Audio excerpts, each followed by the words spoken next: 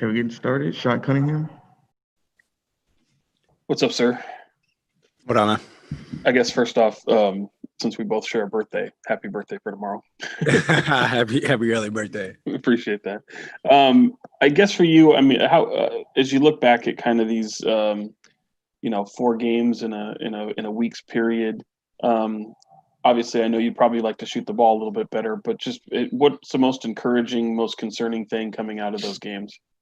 I mean, that as a team, with the new offense that we're able to pretty much get shots that we want. I think we've been able to create great opportunities for us to make shots. And I think offensively, that's what you can ask for.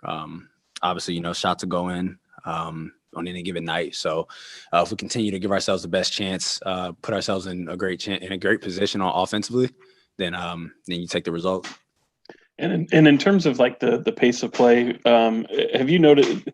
Do you like where the pace is at? Do you think it could be bigger or faster and still be able to be efficient, or is too fast sometimes too sloppy for you guys? No, I mean the more we do it, the more we practice at it, I think the better that we get at it. Being able to play fast and efficient is obviously a hard thing to do, but if you're able to do that, then it's a tough thing to stop. James Ham.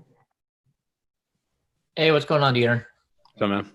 Yeah, I know you put in the time this summer to really work on the three-pointer. Is there anything that stands out to you that just causing you to have a little bit of a rough go early in the season, or is it just shots not going in? Really, it's just missing short, just being able to get the ball up. Just something that I'm pretty much focusing on right now. Okay, and secondly, this is your, fourth season, so you've been through this day before, but how hard is it for you guys to go through cut day when guys leave the gym and they're not coming back and you don't know when they're going to bounce back into the league? Obviously, it's a different day than any other day. This and then trade deadline. But obviously, sometimes you build a bond with guys really quickly, and with them leaving, it doesn't stop you guys talking or anything. But at the end of the day, there's a business side of the game, and it is what it is. Jason Jones. Hey, what's going on, De'Aaron? What up, man? Not much, man. Just for you, what's it like to see Buddy this kind of engaged and focused on defense at this point of the season? It's great. I mean, we need everybody on that side of the ball, and everybody has to be engaged. And obviously, with the guard play in this league, we have to be strong. We have to be strong there. And he's definitely been engaged. He's been talking a lot. He's helping us with a lot of things. With the way defense goes, if you can mess up, but if you're communicating, then guys can cover for you. And that's the way team basketball is played. So I think he's doing a great job at it, and the team is doing a lot better at it than we did last year. I know, and he said, I think back in Portland that you guys kind of just told him, we just need you to be solid. We just need you to give us something on that end, so to speak. What are those conversations like between all of you guys as far as what do you guys need as a collective to be a better defensive team? Like I said, when we're talking about it, it's just communication. If you mess up and you're talking and the other 4 guys on the court are talking, then somebody will cover for you. And that's what we say. I mean, at the end of the day, in basketball, even the better defensive teams break down at some point, but they're the better defensive teams because they communicate and guys are covering for each other. So that's what we talk about, and that's what we need. Matt George. Hey, De'Aaron, happy early birthday, bud. I appreciate it. You have, some of your teammates have talked about playoffs, obviously, as a goal. You've talked about building long-term success here in Sacramento. But for you specifically, are there any unique goals that you have for this season? Yeah, I mean, still for us to continue to get better and still reach the playoffs. I mean, just because you want long-term success doesn't mean that in the short that you don't want it to be successful. So for us to continue to grow together, everybody continue to get better, and go out there and play the way that we know we can play.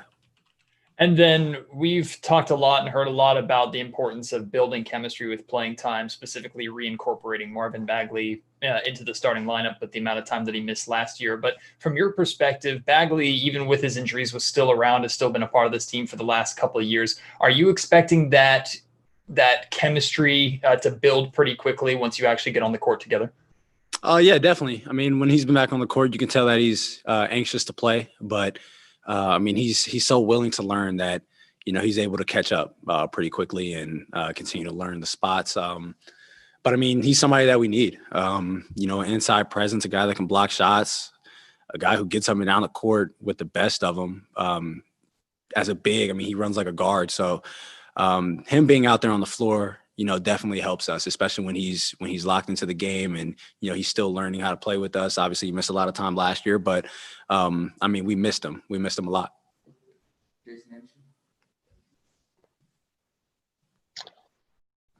I want to wish a happy birthday to Fox and Sean as well. De'Aaron, you talked a minute ago about missing short on that three-pointer. And I remember there were times last year, I think when you were coming back from that injury, you were missing short on some stuff. I think free throws, you've missed short at times. Is there something about that is a process for you to kind of get the right, the right arch or whatever it is on your shot? I think for me, it's more so using legs more. I think when I play, usually I'm not really someone who's bent over a lot. So just continuing to focus on that really. So, I mean, all it is continuing to work at it. What with your process over the summer, you've talked a little bit about just how much you've worked. Can you detail a little bit more about just what it was, what were there a certain number of shots you were trying to get up? Was it daily? What was your process like as you address that area? We always came in just normal work, form, shoot a lot,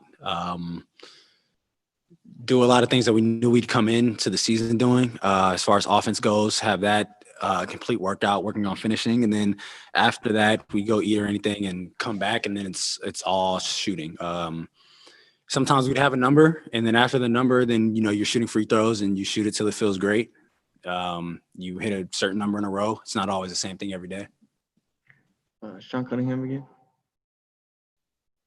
Thanks. I was going to ask you, there was the first time going up against Steph Curry in a while. Just your takeaway and how he looked in those first two games. He was great. I mean, he is what we know. Playing against him for now 3 years, he's going to continue to move without the ball. He's going to back cut. Guys are going to set screens for him. If he's off the ball, someone's looking to set a screen for him. And just the way he's able to manipulate the game is different from anybody else. So it's extremely hard to guard. And with facing Denver on Wednesday, obviously Jamal Murray's taken a big leap over the past year or so. As a fellow Kentucky Wildcat, just curious how you saw his kind of growth over the past year. Yeah, definitely. I mean, he's kind of doing a lot of things that Steph does. I mean, that's kind of the way Denver plays. A lot of dribble handoffs, a lot of backdoors, obviously because of the passer and the playmaker that Jokic is. So it'll be more of the same.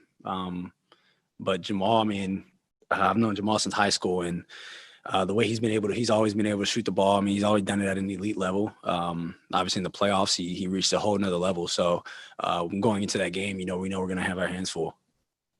Last one, Kamani.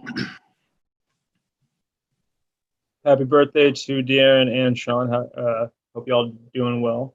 My first question, I've got two. What are you anticipating from Denver with their personnel changes? It doesn't seem like they're going to be able to pack the paint as well against you with some of the people that they've lost on their roster. So what are you anticipating there? And I have one follow-up question.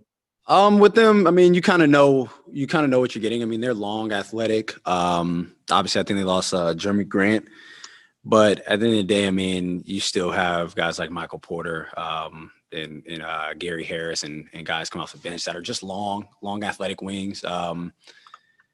For that, I mean, I'm not really changing the way that I play. Still getting the paint, be able to create for others, and just let the chips fall where they may. I mean, that's still the team that just came from the Western Conference Finals. So, I mean, it's still a really good team. Right. Walton mentioned Jokic bringing the ball up, and what does that do? What is that supposed to do to your team defense, and how do you adjust to that? Obviously, it's different. Not a lot of centers are doing that. But for us, continue to put pressure on the ball. I mean, we have Rashawn and Hassan and Marv, athletic guys that can do that. And for us guards, it's like I said, they do a lot of dribble handoffs and a lot of cut and a lot of backdoor cuts. So it's keeping everything in front of us and just staying solid as a unit. I mean, that team thrives at the handoff, getting downhill, and then getting you in rotation. So for us, we just have to be solid at the initial attack, and our defense should be fine.